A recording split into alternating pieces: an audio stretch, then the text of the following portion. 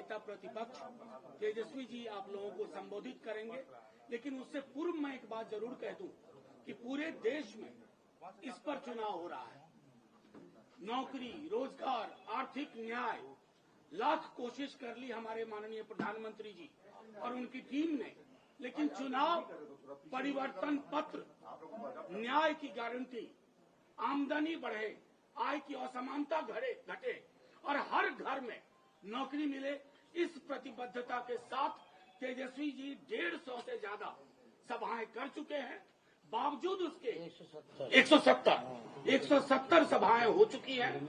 तो मैं उस संदर्भ में आप सबों को कहूंगा कि आप ये तय करें कि आज भारत के संविधान की रक्षा का समय है, आरक्षण बचाने का समय है, युवाओं के रोजगार पर बात हो, न कि भैंस पर। मैं समझता हूं उस विमर्श को तेजस्वी जी आगे ले जाने में सक्षम हुए हैं और मैं अब आग्रह करूंगा माननीय नेता प्रतिपक्ष से कि आप लोगों को संबोधित करें। सभी हमारे इलेक्ट्रॉनिक मीडिया, प्रिंट मीडिया, हमारे जितने यूट्यूब चैनल्स की साथी हैं, सभी लोगों का स्वागत करते हैं। और जैसा मनोज जी ने बताया कि बहुत ही शॉर्ट नोटिस पे आप सब लोगों को निमंत्रण दिया गया और आप सब लोग आए, इसके लिए सभी लोगों को धन्यवाद देते हैं। अगला 20 तारीख को सारण में चुनाव होने जा रहा है और पूरे देश में जो माहौल है, देश की जनता, खासतौर की बिहार की जनता सवाल पूछ रही है कि 10 साल में बिहार के लिए क्या किया गया। प्रचंड बहुमत बिहार के लोगों ने 40 में से 39 सीटें भाजपा को देने का काम किया गया और प्रधानमंत्री जी ने कई एक वादे बिहार के लिए किया। हम तो उनका टेप रिकॉर्डर भी लेकर साथ में चलते हैं। जो जो वादे उन्होंने किए थे उसमें सबसे पहला किया गया था बिहार को स्पेशल स्टेटस देंगे, स्पेशल पैकेज देंगे, स्पेशल अटेंशन देंगे, बंद चीनी मिल को जो है वो चालू कराएंगे। कई एक वादे जो है उन्होंने कहा देश भर में कि 2 करोड़ नौजवानों को नौकरी, किसानों का आय दुगुना करेंगे, सब पक्का मकान बना देंगे, काला धन लेके आएंगे। एक भी वादा जो है प्रधानमंत्री जी का पूरा नहीं हुआ। 10 साल प्रधानमंत्री रहे और 14 में भी लगभग 31 सांसद दिया बिहार के लोगों ने, 19 में 39 सांसद दिए। लेकिन आप देखिएगा प्रधानमंत्री जी बिहार भी आए, 8-9 बार आ चुके प्रधानमंत्री जी, रात्रि विश्राम भी किया, रोड शो भी किया, जो प्रचार में जो कर सकते थे सब कुछ किया। कई बार भाषण उन्होंने दिया, हम लोगों ने सुना, लेकिन भाषण में 10 साल का हिसाब कि बिहार के लिए उन्होंने क्या किया ये कहीं नहीं था।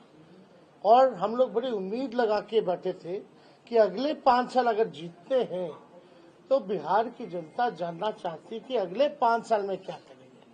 लेकिन कोई मुद्दे की बात प्रधानमंत्री जी ने नहीं की। पढ़ाई, दवाई, कमाई, सच्चाई, नौकरी, रोजगार, पलायन, बिहार में निवेश, किसानों का मुद्दा, ये जो है असल मुद्दे हैं।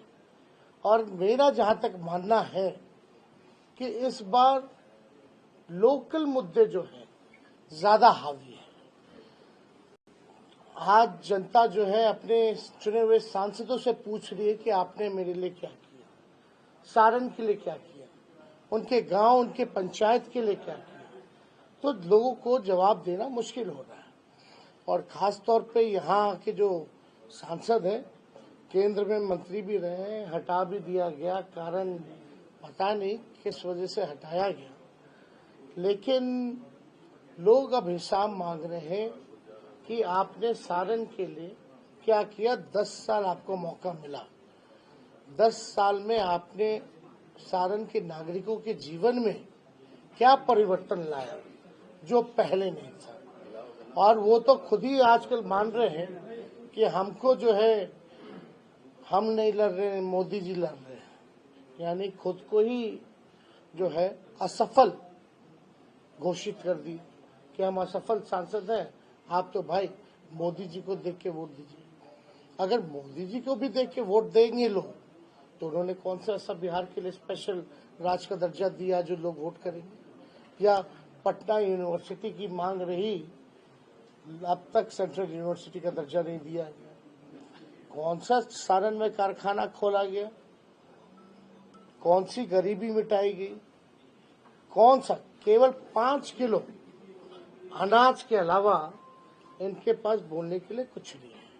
और जहां तक पूर्व से ही आपको भी पता है, फूड सिक्योरिटी बिल जो है यूपीए के समय में आया और उससे पूर्व में भी लोगों को अनाज मिलता रहा है, किरासन तेल मिलता रहा है, चीनी मिलता रहा है।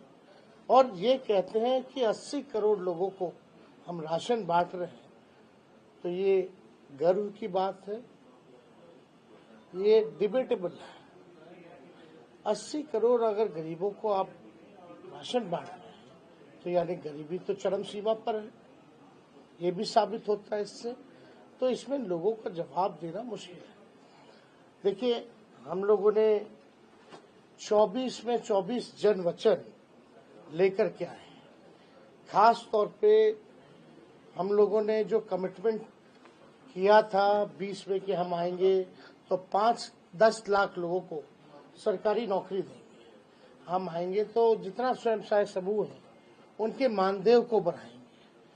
जो भी हम लोगों ने कहा था कि जाति आधारित गणना कराएंगे, आरक्षण की सीमा बढ़ाएंगे।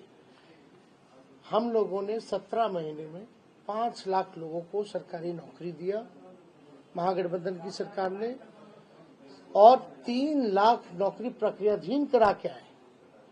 वो कभी भी निकाला जा सकता है, निकलने वाला है, चुनाव आ गया। या आप कह सकते हैं कि अगर चाचा जी पलटी नहीं मारते, बीजेपी के लोग हाईजैक नहीं करते, तो वो भी अब तक आ गया होता।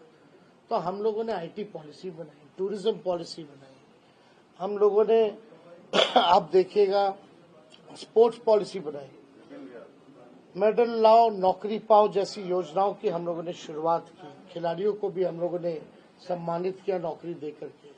और नीति में है कि कोई भी अगर देश के लिए मेडल लाएगा तो डीएसपी रैंक तक जो है उसको नौकरी मिल सकती है। तो हम लोगों ने जो 17 महीने जो काम किए वो 17 साल में भी नहीं। अगर आप केंद्र सरकार में पूछे कि आपने क्या किया, कितनों को नौकरी दी, तो उनके पास कोई जवाब नहीं। सारे संस्थानों को जो है प्राइवेटाइज कर दिया गया, रेल को बेच दिया गया, सेल को बेच दिया गया, रेल को बेच दिया गया, एलआईसी को बेच दिया गया, पोर्ट एयरपोर्ट सब कुछ जो है बेच दिया गया। जहां भी नौकरियों की ज्यादा उम्मीद थी, खास तौर पे सबसे खतरनाक योजना जो है, हर एक नौजवान ये कहता है कि अग्निवीर योजना को वापस लेना चाहिए। हम लोगों ने पहले भी विरोध किया था और अभी भी हम लोगों ने 24 जनवचन में कि अग्निवीर योजना को हम लोग खत्म करेंगे। जैसे पहले बहाली होती थी उसी हिसाब का बहाली हम लोग करेंगे। 1 करोड़ नौजवानों को सरकारी नौकरी पूरे देश भर में हम लोग देंगे।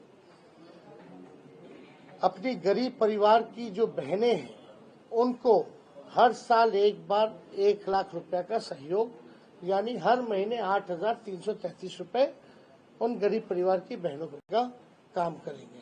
अनाज की जहां तक बात है, अब तो आधिकारिक रूप से मल्लिकार्जुन खड़गे जी ने बोल दिया है, हम लोग पहले से बोलते रहे कि 5 किलो की जगह 10 किलो अनाज हम लोग उपलब्ध लोगों को कराएंगे। तो हम लोग बता रहे हैं कि हमारा विजन क्या है, हम क्या काम करेंगे। लेकिन अब तक भाजपा के लोगों ने ये नहीं बताया कि वो बिहार के लिए क्या करेंगे, किस आधार पे वोट दे। और जहां तक बात है पूर्व में जो काम किया गया, इन 17 महीने में अगर हमने जो छपरा के लिए काम किया, जितना बाईपास परसा अमनौर जो पास हुआ, मढ़ौरा या रिविलगंज से आपका छपरा ही निकालना था, लेकिन जो हम उसको एक्सटेंड करके डोरीगंज तक लेके गए वो हो गया। डबल डेकर तो हमने अपने पहले कार्यकाल में जो है वो दिलवाने का काम किया था, सीआरएफ फंड हम लोग लेके आए थे। जहां बिहार को 200 करोड़ मिलता था सीआरएफ फंड, हम लोगों ने 1000 करोड़ लेके आए। नितिन गडकरी जी से हम लोग मिले, हमारे संबंध अच्छे थे, हम काम की बात करते थे और काम हम लोगों ने कराया। तो आप देखिएगा, लालू जी ने मढ़ौरा में, परसा में रेलवे कारखाने दिए, विश्वविद्यालय की स्थापना कराई, अनेकों उदाहरण है जो हम लोगों ने काम किया है। लेकिन एक बड़ा काम अगर मोदी जी द्वारा या यहाँ के सांसद द्वारा अगर किया गया हो तो कहीं कुछ वैसा बड़ा काम नहीं आता। फंड के अलावा तो फंड तो सबका होता है, अब उसमें अलग बात है कितना कर सकता है कोई भी फंड में। लेकिन ये तो मंत्री भी रहे हैं, 10 साल से है, वरिष्ठ नेता रहे हैं, लगातार यहाँ चुनाव लड़ते रहे हैं। तो हमको जहाँ तक लगता है कि अब सारण की जनता को पूरा मन बना लिया है कि सारण में इस बार परिवर्तन होगा। और इस बार मेरी जो बहन जो चुनाव लड़ रही है, रोहिणी आचार्य, वो भारी मतों से सारण लोकसभा से चुनाव जीतेगी। और कोई सवाल है तो आप पूछिए। थोड़ा ऑर्डर में रखिए। आपने बोला कि ये तमाम योजनाएं हमने लाई है। राजीव प्रताप रूढ़ी से कल हमारी बात हुई, मैंने उनको बोला, आपने परसों सभा में ये कहा था कि अमनौर का बाईपास डबल डेकर करेगी, तो तमाम मेरी योजना। आरसीडी का विभाग कौन है? वो मंत्री थे क्या? क्या गजब बात है भाई। हम फाइल दिखाएं, उनका साइन है कि मेरा साइन है? उन्होंने रिव्यू मीटिंग किया, आप मेरे ट्विटर हैंडल पे गई, उसमें मिलेगा आपको समीक्षा करते हुए कुछ रोडों का। जी, अगर नहीं है तो हम उपलब्ध करा देंगे। किस हैसियत से करना, किस हैसियत से करना? चलिए, 17 महीने में ही पास हुआ कि नहीं हुआ है कि नहीं? और पूर्व में भी, लेकिन जब फर्स्ट टाइम बने थे उस समय भी कई रोड आरसीडी के द्वारा जो है हम लोगों ने दिए थे।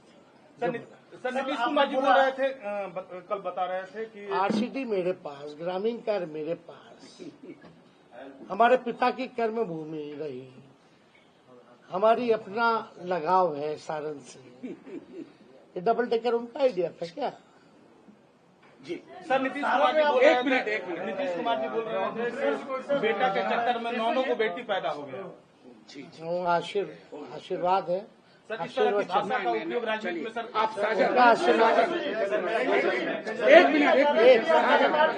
मिनट, अरे आप मेरा कल योगी जी आए थे और योगी जी ने कहा कि अभी का जो चुनाव है ये चुनाव राष्ट्र रामद्रोही, मतलब राम के विरोधी और राम के समर्थकों हो गया है।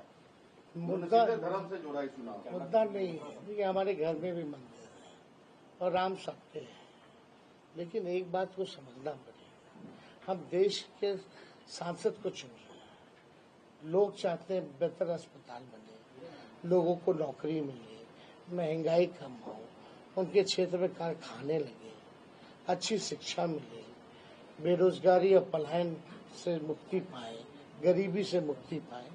इस दिशा में श्रद्धा तो अपनी जगह है।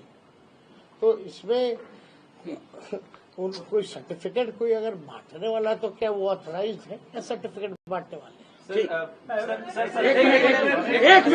एक मिनट, आपको बता दें, यही योगी जी जो है यूपी से हम लोगों ने लोगों को नौकरी दी थी, रिश्वत नौकरी दी। उनके दल के प्रवक्ता होंगे, उनके दल के मंत्री। बीजेपी के तमाम जो सेंट्रल के बड़े लीडर्स हैं वो खासकर बिहार और खासकर सारण में विजिट किया है, और जब भी वो यहाँ आते हैं वो कहते हैं कि ये डिजिटल समय है, अगर आप लालटेन को वोट देंगे तो डिजिटल समय कब आया?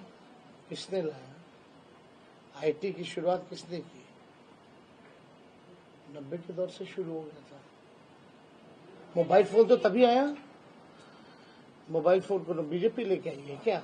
इंटरनेट कौन लेके आया? बताओ ना। अगर यही नहीं होता तो चीजें और डिजिटल कैसे होती? ये तो अपग्रेड होता रहता ना चीज। आपके फोन में भी सॉफ्टवेयर अपग्रेड होता